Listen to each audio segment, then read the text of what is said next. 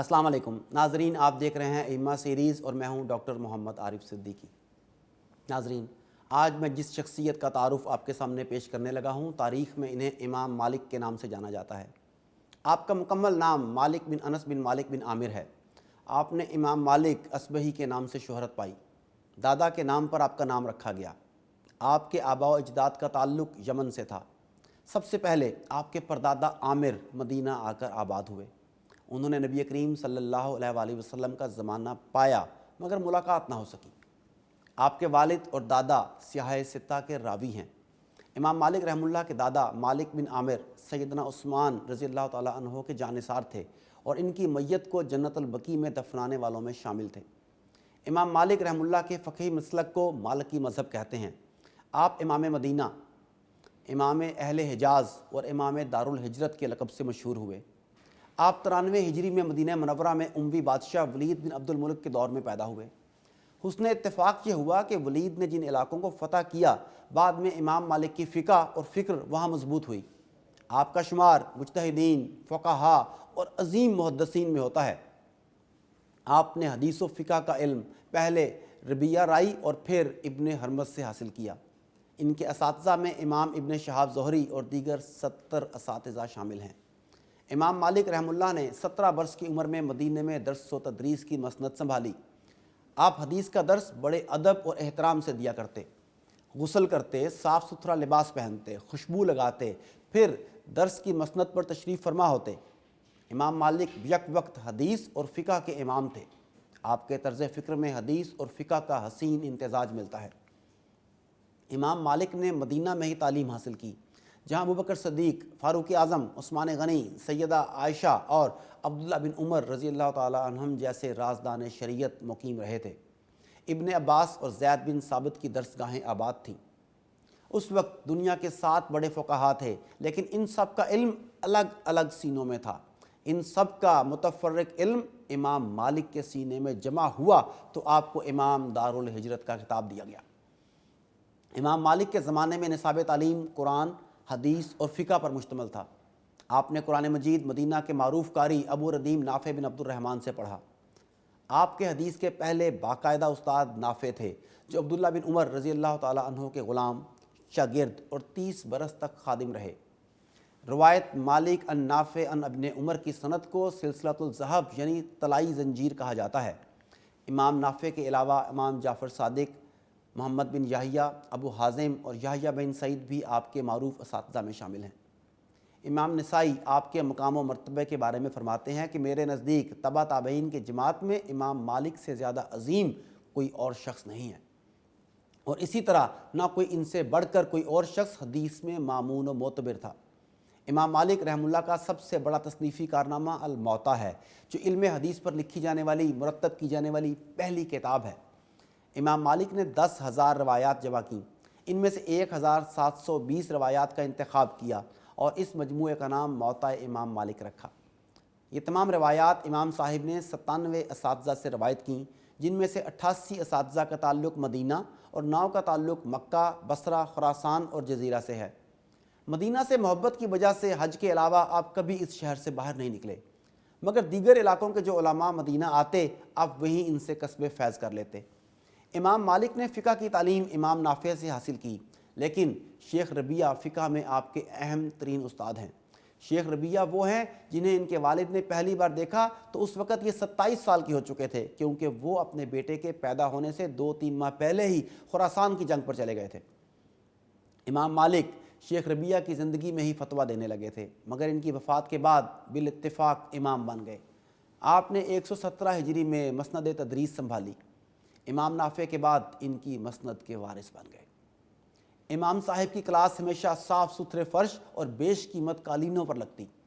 شرکائے مجلس کے لیے پنکھے رکھے ہوتے۔ کلاس کے دوران بلند جگہ تھی جہاں امام صاحب حدیث لکھوانے آتے۔ درس حدیث شروع ہوتا تو انگیٹھی میں خوشبو کے لیے عود جلایا جاتا۔ امام صاحب وضو یا غسل کرتے، عمدہ اور قیمتی پوشاک پہنتے، کنگھی کرتے، خوشبو لگاتے، پھر کلاس میں تشریف لاتے۔ کلاس میں خاموشی طاری رہتی، شاگرد مؤدب ہو کر بیٹھتے، ورق الٹنے کی کھڑکھڑاہٹ بھی سنائی نہ دیتی۔ امام مالک مسجد نبوی یا کلاس سے باہر حدیث نہیں لکھواتے تھے، مہدی اور ہارون جیسے بادشاہوں نے شاہی محل میں حدیث لکھوانے کی فرمائش کی، مگر آپ نے انکار کر دیا۔ وجاہت اور رعب ایسا تھا کہ خلیفہ منصور کو مسجد نبوی میں آواز بلند کرنے پر ڈانٹ کر خاموش کروا دیا۔ بعض اوقات طلباء کی تعداد اتنی بڑھ جاتی کہ ان سب تک آواز پہنچانے کے لیے بندے کھڑے کرنا پڑتے جو آپ کی بات منوان آگے پہنچاتے۔ امام مالک رحمہ اللہ فتویٰ دیتے وقت آخر میں فرماتے ماشاءاللہ لا حول ولا قوۃ الا باللہ۔ ناظرین، امام مالک نے زیادہ تر زندگی مدینہ طیبہ میں گزاری، لیکن کبھی مدینہ طیبہ میں جوتے نہیں پہنے۔ ساری زندگی مدینہ طیبہ میں ننگے پاؤں رہے۔ جب مدینہ کی گلیوں سے گزرتے تو دیواروں سے لگ کر چلتے کہ کہیں غلطی سے پاؤں اس جگہ نہ لگ جائے جہاں سرکار دو عالم کا نالین مبارک لگا ہو۔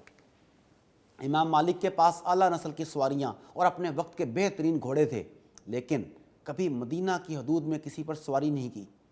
خلیفہ منصور کو مسجد نبوی میں آواز بلند کرنے پر ٹوک دیا، جس پر خلیفہ معافی کا طلبگار ہوا۔ ایک ساتھی نے ایک بار راستے میں چلتے ہوئے حدیث پوچھ لی تو اس کو 20 چھڑیاں لگائیں کہ یہ خلاف ادب ہے کہ حدیث کو راہ چلتے پوچھا جائے۔ پھر جب بیٹھے تو جتنی چھڑیاں لگائیں تھیں اتنی احادیث بیان کیں۔ ساتھی کو عمر بھر ملال رہا کہ کاش اور چھڑیاں لگائی ہوتی۔ ایک حج کیا، دوسرا حج کرنے نہیں گئے کہ کہیں مدینہ سے باہر جان نہ نکل جائے۔ آپ بہت کم کھاتے تاکہ حاجت کم سے کم ہو۔ مدینہ میں رہتے تھے لیکن رفع حاجت مدینہ کی حدود سے باہر جا کر کرتے۔ جب حدیث بیان کرتے تو پہلے غسل کرتے، بہترین لباس پہنتے، عطر لگاتے اور عود جلا کر حدیث بیان کرتے۔ اگر دن میں 10 بار حدیث بیان کرتے تو 10 مرتبہ یہ اہتمام کرتے۔ کبھی کھڑے ہو کر حدیث بیان نہ کرتے کہ یہ بھی خلاف ادب ہے۔ ایک مرتبہ حدیث بیان کر رہے تھے کہ بچھو نے آپ کو ڈس لیا۔ ساتھی نے پوچھا کہ آج آپ کا رنگ بار بار متغیر ہوا، تو کہنے لگے کہ بچھو نے 16 مرتبہ کاٹ لیا تھا۔ ساتھی نے کہا آپ بیان روک دیتے۔ فرمایا میں اپنی تکلیف کے لیے سرکار دو عالم صلی اللہ علیہ وآلہ وسلم کی حدیث کو نہیں روک سکتا، ادب مجھے اس کی اجازت نہیں دیتا۔ حضرت امام مالک اپنے اوقات زیادہ تر عبادت اور تلاوت میں صرف فرماتے۔ مدینہ سے ایسی محبت تھی کہ سوائے سفر حج کے کبھی مدینہ سے باہر نہ گئے۔ خلیفہ منصور اور محمد کی طرف سے بغداد آنے کی درخواست یہ کہہ کر رد فرما دی کہ مالک سے مدینہ چھوٹ نہیں سکتا۔ آپ مہمان نواز، مستقل مزاج، فیاض، نفیس الطبع اور حق گو تھے۔ ان کی ساری ایسی تھی کہ جس بات کا علم نہ ہوتا تو نہایت متانت سے اظہار کر دیتے۔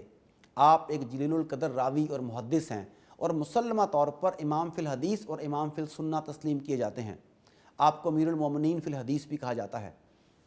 حضرت امام بخاری کا قول ہے کہ ہر طالب حدیث کا انحصار امام مالک پر ہے۔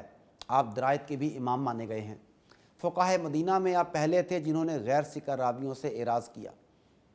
حج کے موقع پر حکومت کی طرف سے اعلان کر دیا جاتا کہ ابن وہب اور امام مالک کے سوا کوئی فتویٰ نہیں دے گا۔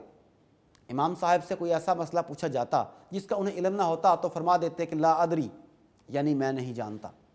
آپ کے شاگرد ابن وہب کہتے ہیں کہ اگر میں امام صاحب کے لا ادری لکھا کرتا تو نامعلوم کتنی تختیاں بھر جاتی۔ اگر کوئی غلطی پر مطلع کر دیتا تو فوراً تسلیم کر دیتے۔ ایک بار وضو میں پاؤں کی انگلیوں کے خلال نہ کرنے کا کہہ دیا۔ آپ کے شاگرد ابن وہب نے آپ کو انگلیوں میں خلال کی حدیث سنائی تو پھر ساری زندگی اسی کے مطابق فتویٰ دیا۔ ایک بار خلیفہ منصور نے امام مالک سے کہا کہ میں آپ کی کتاب موطا کو بیت اللہ میں آویزاں کرنا چاہتا ہوں تاکہ لوگوں کو پابند کروں کہ وہ اسی کے مطابق فتویٰ دیں، مگر امام صاحب نے انکار کر دیا۔ امام صاحب حریت رائے اور اعلان حق میں بادشاہوں کی پرواہ نہیں کرتے تھے۔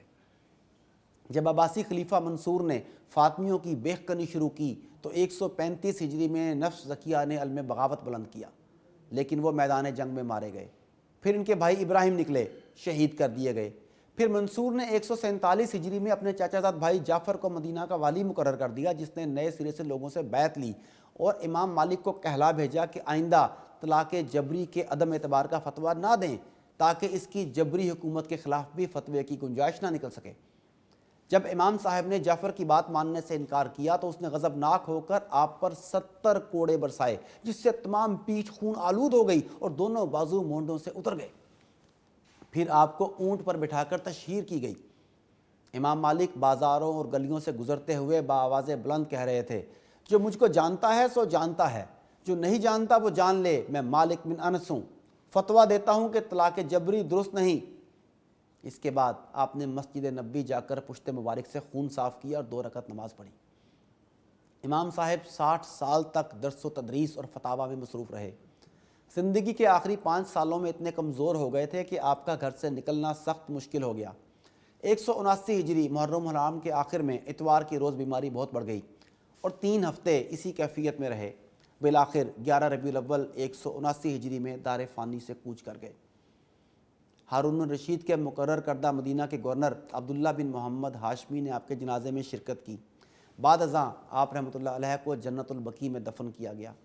اللہ تعالیٰ ان کے درجات کو بلند فرمائے اور ان کی کوششوں کو باعث ہدایت کرے۔ آج کے لیے اتنا ہی، اگلی ویڈیو تک کے لیے اجازت۔